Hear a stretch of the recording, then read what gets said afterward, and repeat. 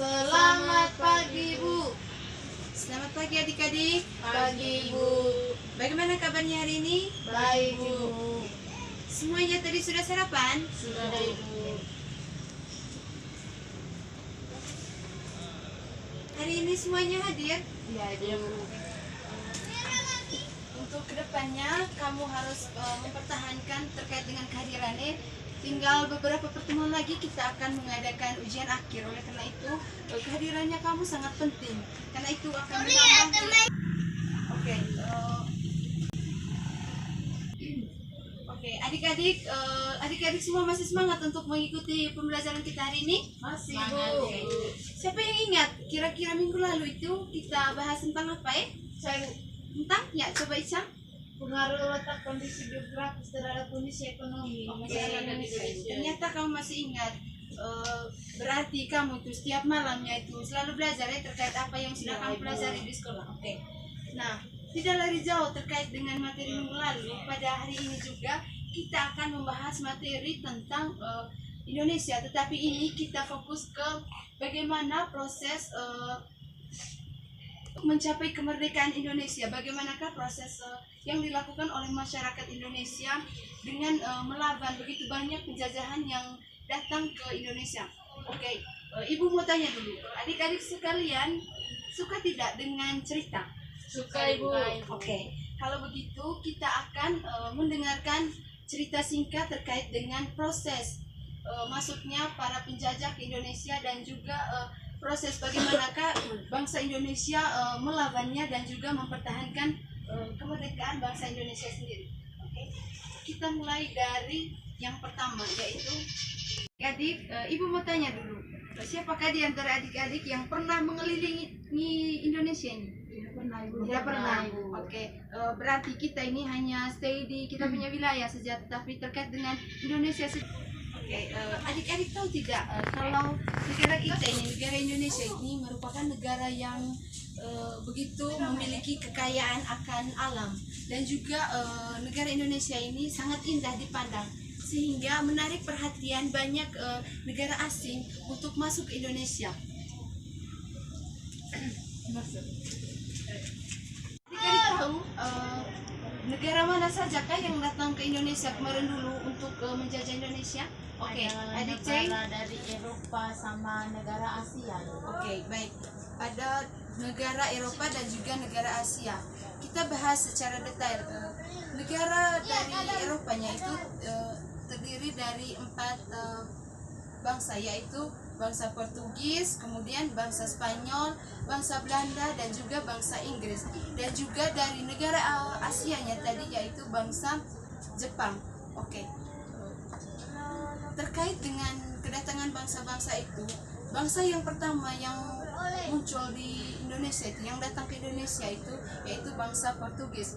Mereka itu datang di bangsa Indonesia itu pada tahun 1511 dan juga mereka dipimpin oleh seorang jenderal yang bernama Bapak Alfonso. Tadi Ibu sudah menyiapkan dia punya fotonya, tetapi Ibu lupa membawa. Tunggu minggu depan lagi Ibu akan menunjukkan bagaimanakah foto dari sosok pemimpin-pemimpin yang datang untuk menjajah Indonesia ya. Oke. Tadi kan Ibu sudah kasih tahu kepada adik-adik kalau bangsa Portugis itu datangnya pertama kali tepat pada tahun 1511 dan mereka itu pertama kalinya mendarat di Malaka. Mereka menguasai daerah Malaka. Oke. Setelah kedatangan bangsa Portugis ini, dari jauh bangsa Spanyol melihat begitu banyak pencapaian yang dicapai oleh bangsa Portugis di wilayah Indonesia. Di antaranya Spanyol itu tertarik untuk masuk ke wilayah Indonesia. Mereka itu pertama kalinya muncul di Indonesia itu tepatnya di daerah Tidore. Mereka itu datangnya tepat pada tahun 1521.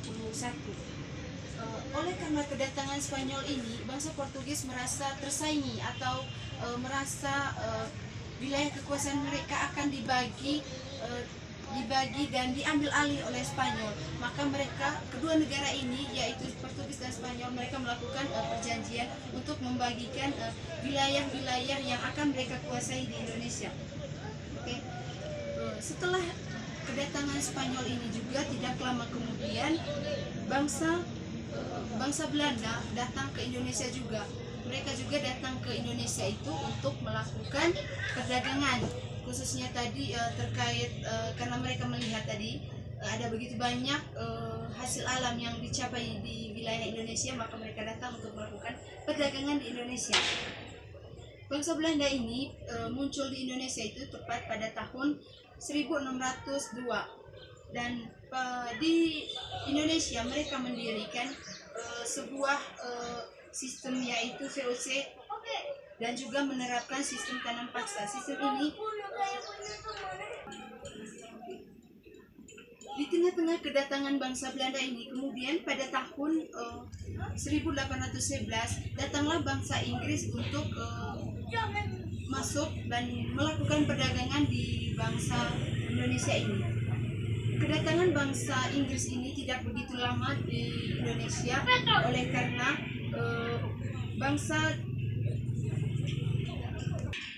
kedatangan Inggris ini, adik-adik, mereka menghapus sistem tanam paksa yang dibentuk oleh bangsa Belanda. Nah, tetapi tidak begitu lama mereka menguasai wilayah Indonesia, dan tepat pada tahun 1814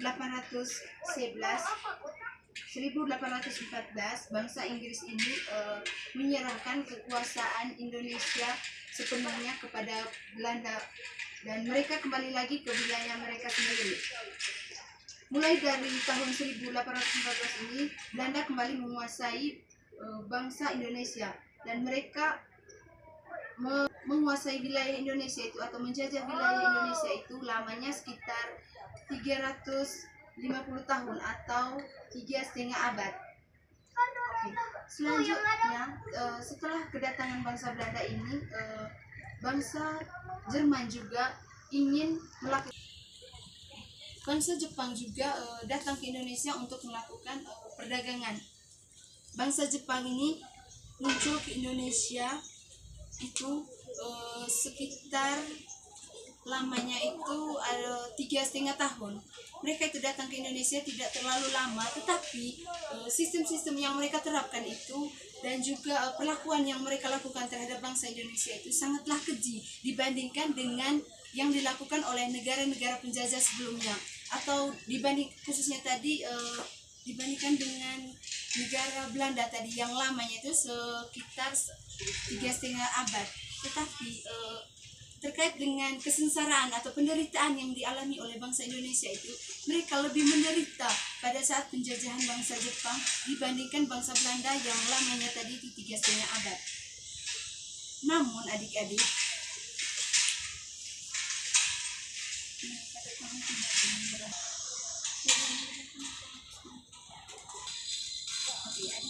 terkait dengan kedatangan bangsa asing ini tadi ke Indonesia itu, justru tentunya mereka itu memiliki tujuan tersendiri. Tidak mungkinkah mereka datang ke Indonesia ini tanpa adanya tujuan?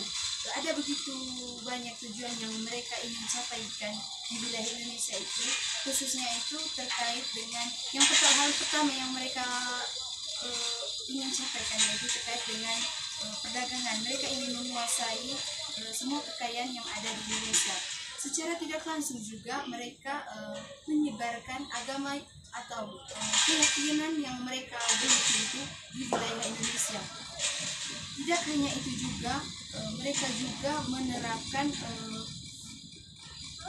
adat istiadat yang mereka geluti di wilayah mereka, dan mereka menerapkannya di wilayah Indonesia. Oke, adik-adik, selain tujuan yang dimiliki oleh bangsa asing itu, ada begitu banyak dampak dari kedatangan bangsa penjajah itu. Di antaranya ada dampak sosial budayanya, kemudian dampak di bidang pendidikannya, kemudian dampak di ekonomi, dan juga dampak di nasionalisme terhadap Indonesianya. Kita mulai dari yang di dampak itunya tadi, dampak sosial budayanya. kedatangan bangsa asing ini memiliki dampak sosial budaya terhadap wilayah Indonesia, yaitu diantaranya setelah kedatangan bangsa asing ini, wilayah Indonesia memiliki sistem kasta yang begini Kak, yang di tingkatan-tingkatan berdasarkan dari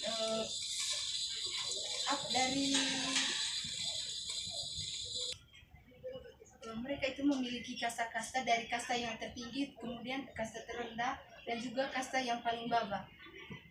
Selain memiliki kasta-kasta tersebut, ada begitu banyak adat yang sebelumnya dimiliki oleh masyarakat Indonesia, kemudian setelah dipengaruhi oleh bangsa asing, adat itu hilang atau pudar, dan juga diganti dengan adat atau kebiasaan-kebiasaan yang dimiliki oleh bangsa asing ini. Kemudian selanjutnya terkait dengan dampak pendidikannya tadi. Dahulu itu adik-adik, bangsa Indonesia itu tidak seperti sekarang yang kita alami ini, semua orang bebas untuk mendapatkan pendidikan. Dulu itu kaum perempuan itu tidak diizinkan untuk bersekolah karena mereka beranggap bahwa perempuan itu hanya lebih fokus di bagian dapurnya saja, sementara yang di pendidikannya itu khususnya hanya untuk laki-laki. Namun tidak semua laki-laki juga, mereka hanya memilih siapa saja yang kesenjangan sosialnya itu paling tinggi, itu yang disekolahkan, dan juga melihat mereka punya daya tarik terkait dengan pendidikan, itu yang mereka sekolahkan. Dan juga mereka menyekolahkan masyarakat Indonesia ini adik-adik untuk kepentingan bangsa penjajah itu tadi. Mereka mencari peluangnya, mereka menyekolahkan penduduk di bangsa Indonesia, kemudian hasil akhirnya nanti akan membantu mereka itu tadi, maksudnya mereka bangsa penjajah akan membantu bangsa penjajah demi menguasai sepenuhnya wilayah Indonesia. Selanjutnya dampak ekonomi dari kedatangan penjajah ini tadi. Kita kan sudah tahu tadi bahwa Indonesia kita ini memiliki kekayaan alam yang sangat-sangat besar. Namun setelah kedatangan bangsa penjajah ini, mereka menguasai sepenuhnya. Kan kita yang punya lahan, terus mereka datang, mereka menyuruh kita lagi untuk bekerja. Namun hasil yang sudah kita capai tadi itu, kita berikan lagi kepada mereka bangsa penjajah itu. Nah, mereka hanya memberikan sebagiannya saja kepada kita bangsa Indonesia. Kemudian selanjutnya dampak nasionalismenya tadi. Oleh karena melihat begitu sangat menderitanya bangsa Indonesia kita sendiri ini, sangat menderita dikarenakan perlakuan yang dilakukan oleh bangsa penjajah tadi, maka bangsa Indonesia kita ini memiliki niat dan memiliki semangat untuk melakukan perlawanan. Mereka ingin mereka tidak mau begini Kak, kita ini seterusnya saja nanti akan menjadikan budak bagi bangsa penjajah ini, dan mereka berusaha untuk membangkitkan dan melakukan perlawanan terhadap penjajahan yang dilakukan oleh bangsa asing ini. Kegiatan yang mereka lakukan itu tadi disebut dengan nasionalisme. Kemudian adik-adik, oleh karena mereka tadi sudah memiliki semangat untuk melakukan perlawanan terkait dengan penjajahan, mereka itu melakukan perlawanan itu secara fisik. Secara fisiknya itu adik-adik, mereka itu melakukan perang terhadap dengan bangsa asing. Ada beberapa tokoh yang berperan penting di perlawanan fisik ini, yaitu diantaranya ada Pangeran Diponegoro, kemudian Imam Bonjol, kemudian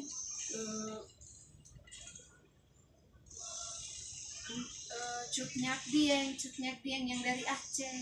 Kemudian selain itu juga mereka mendirikan organisasi-organisasi untuk melakukan perlawanan terhadap bangsa penjajah tadi, yaitu diantaranya ada organisasi Budi Utomo yang mereka dirikan itu tepat pada tahun 1908, dan juga ada organisasi Syarikat Islam yang didirikan tepat pada tahun 1911, dan juga organisasi Indonesia Party tepat pada tahun 1912. Dirikan organisasi-organisasi ini, ada begitu banyak peristiwa yang dihadapi atau yang dilakukan oleh bangsa Indonesia ini tadi demi untuk melakukan perlawanan terhadap penjajahan bangsa asing. Di antaranya peristiwa yang terjadi itu di tengah-tengah perlawanan yang dilakukan oleh bangsa Indonesia itu ada pemboman Hiroshima dan Nagasaki yang dilakukan oleh Amerika Serikat. Pemboman ini itu terjadinya sekitar pada tanggal 6 sampai 9 Agustus tahun 1945.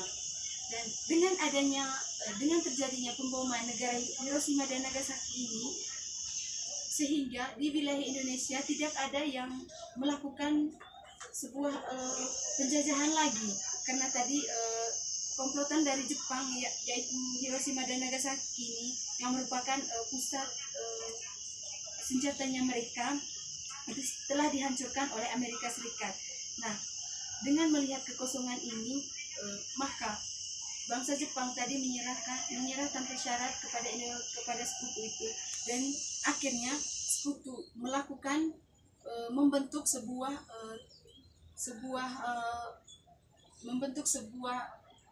tim, yaitu yang dinamakan dengan PPKI. Pembentukan tim ini juga disepakati atau melalui jalin kerjasama antara bangsa Jepang tadi dengan bangsa Indonesia. Bangsa Jepang membantu Indonesia untuk menggugahkan hati mereka atau menggugahkan niat mereka untuk melakukan sebuah kemerdekaan bangsa Indonesia. Namun tidak lama setelah itu bangsa Indonesia merasa bangsa Jepang dalam pembentukan PPKI ini tidak begitu serius, atau panitia PPKI ini tidak terlalu fokus atau tidak terlalu membawa dampak baiknya untuk mencapai kemerdekaannya mereka. Oleh karena itu, golongan tua dari bangsa Indonesia ini kemudian mendirikan lagi sebuah organisasi, yaitu BPUPKI, dan tepatnya didirikan pada tanggal 16 Agustus 1945. Setelah melakukan